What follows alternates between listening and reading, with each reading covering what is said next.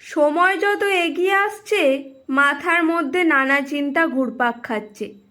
কাপড় পরতে পরতে ভাবছি যাকে চিনি না জানি না দেখিও নি পর্যন্ত সে যে কেমন হবে। ওদিকে মা বেরোনোর সময় হয়ে গেছে বলে দুবার তাগাদাও দিয়েছে। এদিকে তাড়াহুড়ো করতে গিয়ে কাপড়ের কাছাটা ছোট হয়ে গেছে বলে আবার সেটা খুলে ঠিকমতো কাছা দিয়ে কাপড়টা কোনো রকমে পরে পাঞ্জাবি গায়ে চাপিয়ে ঘাড় কাত করে সোনার বোতাম পাঞ্জাবির ফুটোতে গলাতে পারছিলাম না বলে বোতাম লাগাতে লাগাতে মার কাছে গিয়ে বললাম, বোতামের ঘরগুলো বড্ড ছোট, লাগাতে পারছি না, তুমি একটু লাগিয়ে দাও তো। মাকে কথাটা বলতেই কানটা ধরে বললেন, আজ না তোর বিয়ে, এখনো তুই আমাকে বলবি তোর জামার বোতাম লাগিয়ে দিতে? কেন নিজে লাগাতে পারলি না? দূর মা, তুমিও না, বিয়ে বাড়ি ভর্তি লোকজন, তাদের সামনে কান টেনে ধরছো। কানটা ছাড়ো, লাগছে বলে গলার নিচের পাঞ্জাবির অংশটা টেনে ধরে মাকে দেখিয়ে বললাম, দেখো কেন লাগাতে পারছি না, বোতামের ঘরগুলো ছোট হওয়ায় ঢুকছে না বলে তোমার কাছে এলাম। মা কানটা ছেড়ে দিয়ে সোনার বোতাম লাগিয়ে দিতে দিতে বললেন, শুধু বড়ই হয়েছিস, একটা কাজ যদি গুছিয়ে করতে পারিস। কানে হাত বুলোতে বুলোতে অন্যদিকে তাকিয়ে মনে মনে বললাম, গুছিয়ে কোনো কাজ ঠিকমতো করতে পারি না বলেই তো যাকে ভালোবেসেছিলাম তাকে বিয়ে করতে পারলাম না। এখন অন্য একজনকে বিয়ে করে অন্তত তাকে দেখাই আমি পারি বিয়ে করতে। বোতাম লাগানো শেষ করে মা বললেন, কি ছেলে তুই, বিয়ে করতে যাচ্ছিস, কোথায় আনন্দ করবি তা না, মুখ গোমড়া করে আছিস কেন? তুই বলেছিলিস বলেই তো মেয়ে দেখেছি, মেয়েও খুব সুন্দর, দেখিস তোর সাথে ভালো মানাবে।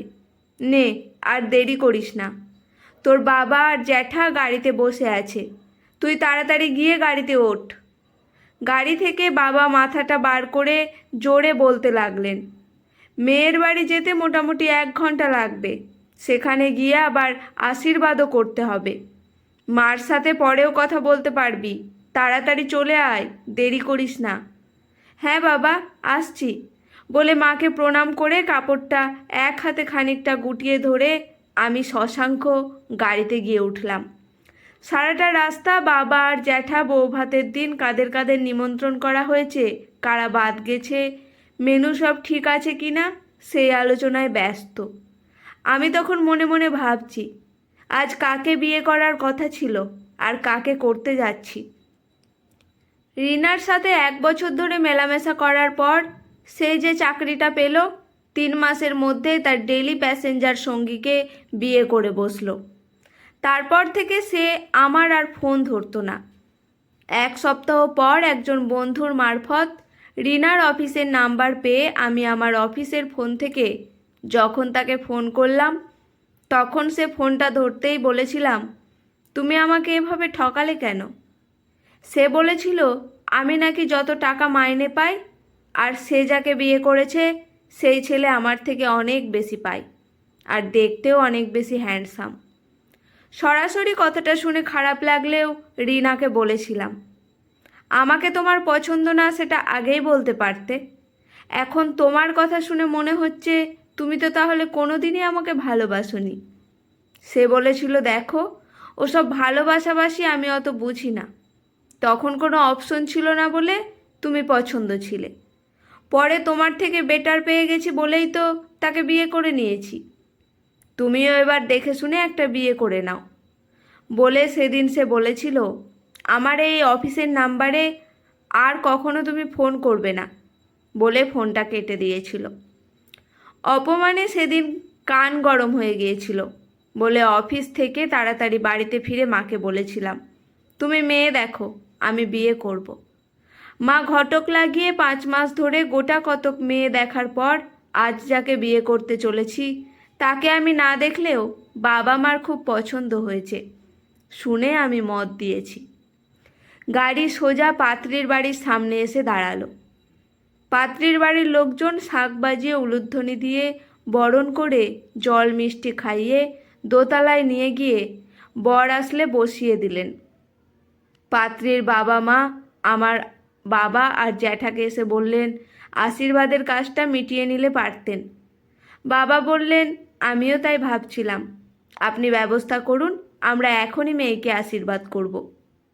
পুরোহিত মশাই আশীর্বাদের জায়গা যখন গোছাচ্ছিলেন, মেয়ের বাড়ির একজন মহিলা এসে মেয়ের বাবাকে বললেন, দাদা, স্বপ্না তো ঘরে নেই।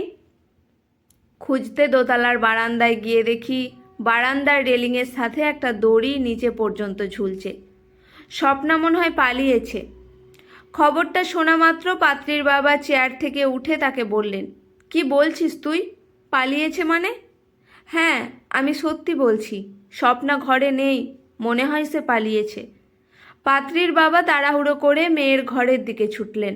আমরা সবাই একে অন্যের মুখ চাওয়াচাই করতে লাগলাম। মিনিট তিনেক পর মেয়ের বাবা আর মেয়ে হাসতে হাসতে আশীর্বাদের জায়গায় এসে হাজির হলেন। আমার বাবা আর জ্যাঠা মেয়ে আর তার বাবাকে দেখে স্বস্তির নিঃশ্বাস ফেলে মেয়ের বাবাকে জ্যাঠা জিজ্ঞাসা করলেন, কি হয়েছিল বলুন তো? হঠাৎ ওই ভদ্রমহিলা ছুটে এসে মেয়ে পালিয়ে গেছে কথাটা বললেন কেন? মেয়ের বাবা তখন জ্যাঠাকে বলতে লাগলেন, কিছু মনে করবেন না, আসলে কোনো কিছুই হয়নি। আমার বোনটা ওই রকম, কি দেখতে কি দেখে, আগে পিছে চিন্তা না করে স্বপ্নামাকে ঘরে না দেখে বলে ফেলেছে। দড়িটা রেলিংয়ের গায়ে অনেক আগে থেকেই টাঙানো ছিল। নিন, আর দেরি করে লাভ নেই, আশীর্বাদের পর্ব শুরু করুন। বাবা আমাকে বসতে বলে বললেন, আমরা তো ভয় পেয়ে গিয়েছিলাম, মেয়েকে দেখে আমার পছন্দ হয়েছে। এ মেয়ে রিনার থেকেও সুন্দর। সত্যিই বাবা আমার পছন্দ আছে কথাগুলো। ভাবতে ভাবতে আবার বর আসনে গিয়ে বসে আশীর্বাদের অনুষ্ঠান দেখতে লাগলাম। আশীর্বাদের পর লক্ষ্য করে দেখলাম কোণে মানে স্বপ্না আমার দিকে তাকিয়ে মিটিমিটি হাসতে হাসতে বিয়ের জায়গায় গিয়ে বসছে। তার হাসির কারণ বুঝতে না পেরে খটকা লাগলেও আমিও একটু হাসলাম। বিয়েটা আমার হয়ে গেল। পুরোহিত মশাই যখন বিয়ের মন্ত্র পড়াচ্ছিলেন, তখন নতুন বউয়ের পাশে বসে একটা সেলফি তুলেছিলাম। রিনাকে সেটা পাঠিয়ে তলায় লিখে দেব, আমিও বিয়ে করেছি এবং তোমার থেকেও সুন্দর দেখতে মেয়ে। যখন সেলফিটা তুলেছিলাম, তখন পাশে বসা নতুন বউ স্বপ্না গলার স্বর নামিয়ে একটু আস্তে বলল, সেলফি তুলছেন কেন? কাউকে পাঠাবেন নাকি?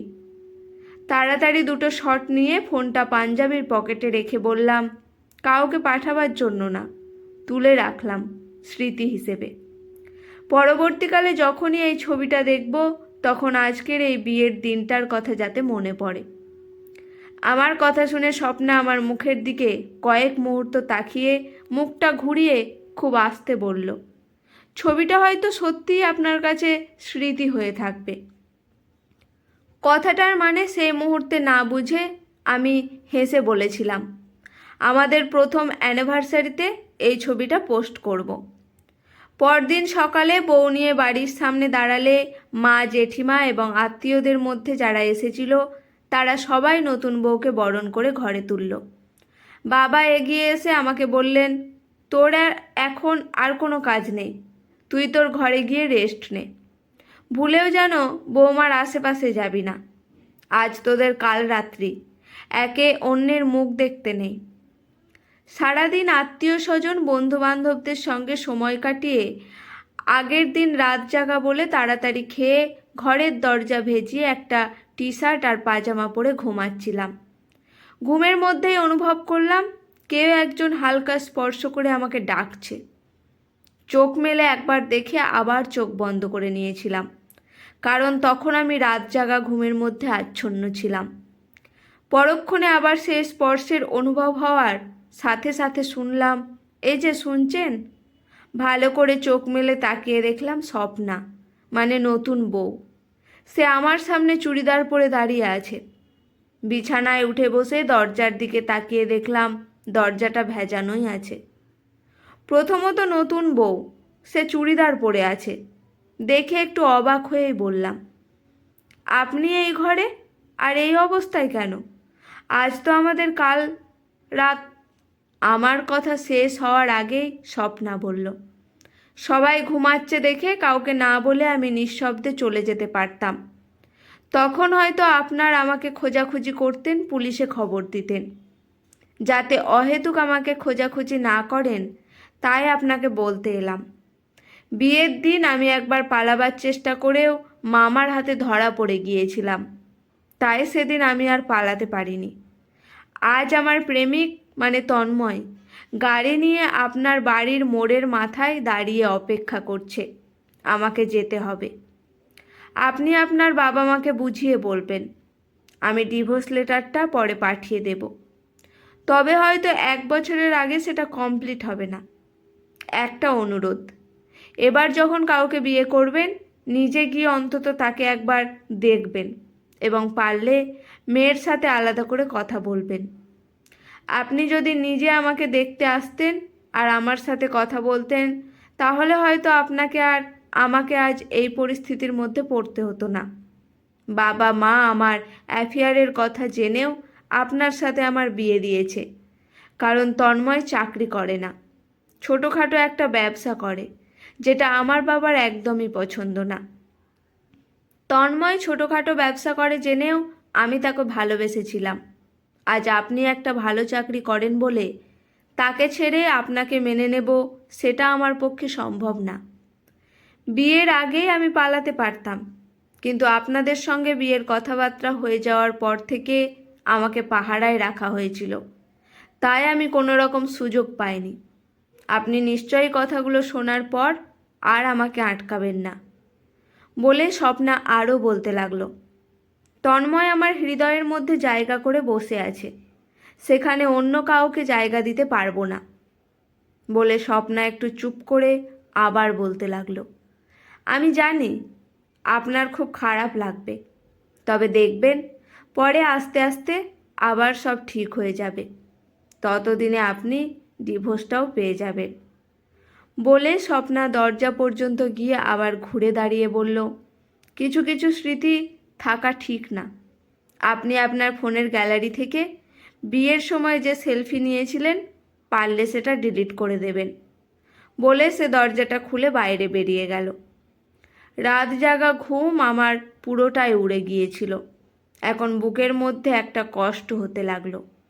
আমি বিছানায় বসে ভাবছি, এই জন্যই কি বিয়ের সময় স্বপ্না মাঝে মাঝে আমার দিকে তাকিয়ে হাসছিল? তাহলে তো তখনই সে বলে দিতে পারত। বিয়ের কাজ সম্পন্ন করার কি দরকার ছিল? এখন যা হলো তাতে আমার বিয়েটা হয়েও হলো না। বউ বোধহয় আদৌ আমার কপালে নেই। বাড়ি ভর্তি লোকের সামনে মান সম্মান তো যাবেই, সেই সঙ্গে বাবা মা যে কীভাবে পরিস্থিতি হ্যান্ডেল করবেন বুঝতে পারছি না। বালিশের পাশ থেকে ফোনটা নিয়ে গ্যালারিতে গিয়ে কাল রাতের তোলা সেলফি দুটো দেখতে দেখতে মনে হলো, যাকে দেখাবো বলে ছবি দুটো তুলেছিলাম তাকে আর দেখানো যাবে না। ছবি দুটো ডিলিট করে বাবা মার ঘরের দিকে পা বাড়ালাম, স্বপ্নার ঘটনাটা সব বলতে, যাতে তারা থানা পুলিশ না করে স্বপ্নার বাবা মাকে খবরটা দেয়। আজকের গল্পটি এখানেই সমাপ্ত। গল্পটি কেমন লাগলো অবশ্যই জানাবেন। ভালো লাগলে চ্যানেলটি সাবস্ক্রাইব করে পাশে থাকবেন। ধন্যবাদ।